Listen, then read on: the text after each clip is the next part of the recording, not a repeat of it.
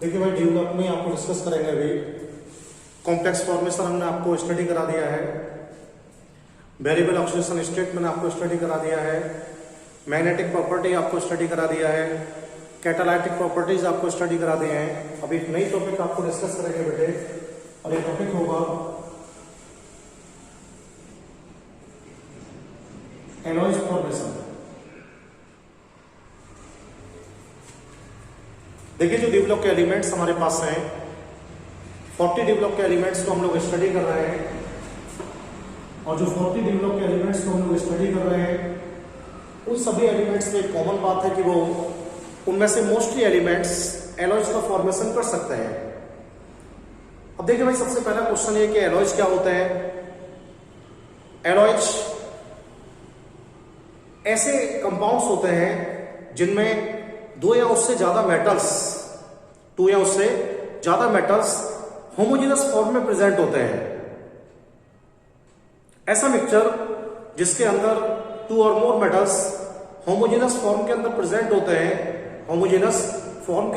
होते हैं, उनको भाई हम लोग एलॉयज कह सकते हैं। तो जो डेवलप के एलिमेंट्स हमारे पास हैं, वो सभी एलिमेंट्स, उनमें से मोस्टली एलिमेंट्स क्या करते हैं, एलॉयज फॉर्मेशन में पार्टिसिपेट कर सकते हैं। देखिए, कौन से एलिमेंट्स एलॉयज फॉर्मेशन में पार्टिसिपेट करते हैं। ऐसे एलिमेंट्स जिनकी रेडियस में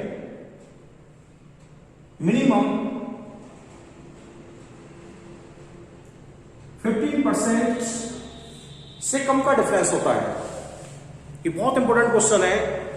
देखिए, सारे मेटल्स एलॉयज नहीं बनाते हैं। एलॉयज बनाने के लिए भी लिमिटेशन सही है हम लोगों के लिए। ऐसा नहीं कि हम लोग सोडियम को जिंक में मिला देंगे, पोटेशियम को एल्युमिनियम में मिला देंगे, ऐसा नहीं कर पाएंगे हम लोग। आप ध्यान रखेंगे, एलॉयज कौन से मेटल्स बनाएंगे। डेवलप के एलिमेंट्स एलॉयज तो बनाते ही हैं, ये डेवलप का प्रॉपर्टी भी है। लेकिन क्वेश्चन मार्क क्या है यहाँ पर, एलॉयज क्या होते हैं और कौन से मेटल्स एलॉयज का फॉर्मेशन करेंगे। तो आपको ध्यान रखना है, एलॉयज ऐसे मिक्सचर होते हैं जिसमें 2 या मोर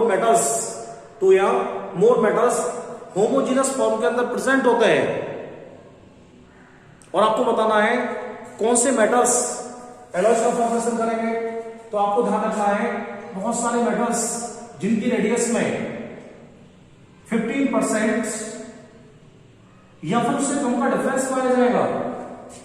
ऐसे मेटल्स जिनकी रेडियस में 15% या फिर उससे कम का डिफरेंस होता है, वो सभी एलॉयज का फॉर्मेशन कर सकते हैं।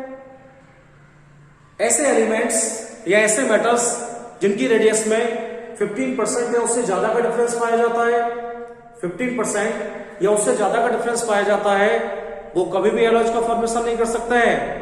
तो ये बात हमें कंफर्म हो जानी चाहिए बिल्कुल।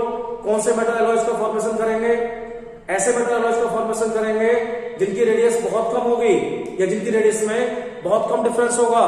अगर मेटल की रेडियस में डिफरेंस बढ़ जाएगा, तो मेटल की रेडियस में डिफरेंस बढ़ने के बाद एलॉयज फॉर्मेशन की जो पॉसिबिलिटी है वो क्या हो जाएगी, घट जाएगी। जैसे जैसे रेडियस बढ़ती जाएगी, एलॉयज फॉर्मेशन पॉसिबिलिटी क्या हो जाएगी, घट जाएगी। अब देखिए, बहुत इंपॉर्टेंट क्वेश्चन है, कौन कौन से एलॉयज को हम लोग स्टडी करते हैं। अब एक चैप्टर हमारी बुक में था एक्सट्रैक्शन ऑफ मेटल्स, तो वो भी सीबीएसई ने उसको रिप्लेस कर दिया है सिलेबस से। तो देखिए, आपको ध्यान रखना है, जैसे क्या होता है, गन मेटल्स होता है, ये एलॉयज है। ड्यूरेलेमन होता है, एल्युमिनियम का एलॉयज है। ये ब्रास होता है, जिसे हम लोग पीतल बोलते हैं, ये एलॉयज होता है। बेल मेटल होता है, ये भी एलॉयज होता है। ब्रॉन्ज होता है, फास्फोरस ब्रॉन्ज, ये भी एलॉयज होता है। तो बहुत सारे एलॉयज को हम लोग स्टडी करते हैं, और डेवलप के एलिमेंट्स में प्रॉपर्टी बहुत मेजर फॉर्म के अंदर प्रेजेंट होती है। देखिए, डेवलप की प्रॉपर्टी को हम लोग आपको डिस्कस करते हैं। एक प्रॉपर्टी डेवलप में आती है इंटरस्टेटियल।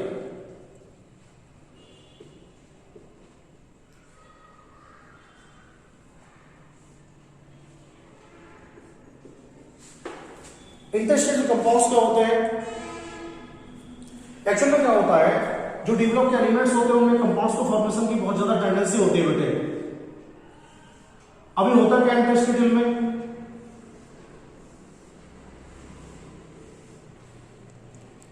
ये जो मेटल्स है ना,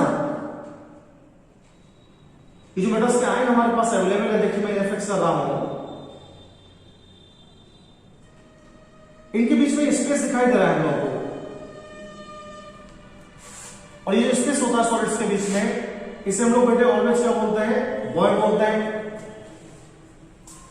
अभी क्या होता है, जैसे आप इस मेटल के लिए क्या करते हैं, इस मेटल के लिए अगर हम लोग क्या करते हैं किसी नॉन मेटल में ऐड करते हैं, जैसे बोरोन आप इसमें ऐड कर देते हैं भाई, नाइट्रोजन, हाइड्रोजन, फास्फोरस, सल्फर, अगर हम लोग इनमें नॉन मेटल्स को ऐड करते हैं और नॉन मेटल के साथ हम लोग इसे हीट करते हैं, तो जब डी ब्लॉक के एलिमेंट्स को हम लोग किसी भी मेटल्स के लिए हीट करते हैं तो हीट करने पर क्या होता है, ये जो नॉन मेटल्स होते हैं बेटा इनकी बॉन्ड में जाकर शिफ्ट हो जाते हैं। और ये बहुत इंपॉर्टेंट बात होती है कि फिक्स होने का कोई रेशियो नहीं होता है, कोई सर्टेन रेशियो नहीं होता है। तो मेरे कहने का मीन्स क्या है आपके लिए, मेरे कहने का मीन्स आपको ये है कि यहाँ पर जब फिक्स हो जाएगा तो इससे क्या होगा, इससे जो हमारे मेटल्स पार्टिकल्स हैं, जो हमारे मेटल आए हैं, इनकी मूवमेंट डिस्टर्ब हो जाएगी भाई। जब स्पेसिंग नहीं रहेगा इनके बीच में तो इसकी हार्डनेस क्या हो जाएगी, बढ़ जाएगी। तो देखिए किसी भी एलिमेंट्स के लिए, किसी भी मेटल्स के लिए जब हम लोग इंटरस्टेटल करते हैं ना, इंटरस्टेटल करते हैं तो क्या होता है, जो उसका मेटल्स होता है उस मेटल्स के बीच में जो बॉन्ड पाई जाते हैं उस बॉन्ड्स के अंदर नॉन मेटल्स आ जाते हैं। और जैसे ही बॉन्ड्स के अंदर नॉन मेटल आते हैं तो नॉन मेटल क्या करते हैं, उस बॉन्ड्स के अंदर आने के बाद उसकी हार्डनेस को बढ़ा देते हैं। तो इस वजह से क्या होता है, जो इंटरमीडिएट इंटरस्टेटल कंपाउंड्स होते हैं एक तो वो ज्यादा हार्ड होते हैं। सर आपको पूछेंगे मेल्टिंग पॉइंट्स के बारे में तो आपको बताएंगे मेल्टिंग पॉइंट्स बहुत ज्यादा हाई होते हैं इनके। और देखिए भाई मेल्टिंग पॉइंट्स हाइट ज्यादा क्यों होते हैं, इसलिए हाई ज्यादा होते हैं कि ये बहुत ज्यादा हार्ड होते हैं, बहुत ज्यादा हार्ड होते हैं। तो ये भी डी ब्लॉक का प्रॉपर्टी है जो मैं आपको डिस्कस कर रहा हूं। तो दो प्रॉपर्टी मैंने आपको समझा दिया अभी इस वीडियो में, एक तो मैंने हैलोज फॉर्मेशन के बारे में बता दिया है और एक मैंने स्टेट कंपाउंड्स के बारे में बता दिया है। अभी जो अगला वीडियो मैं आपको डालूंगा तो उसमें आपको बताऊंगा कि कोई भी मेटल्स डी ब्लॉक से वो ऑक्साइड का फॉर्मेशन कैसे करेगा और उसकी जो रेडियस है उनमें कॉन्ट्रैक्शन कैसे होगा। Thank you.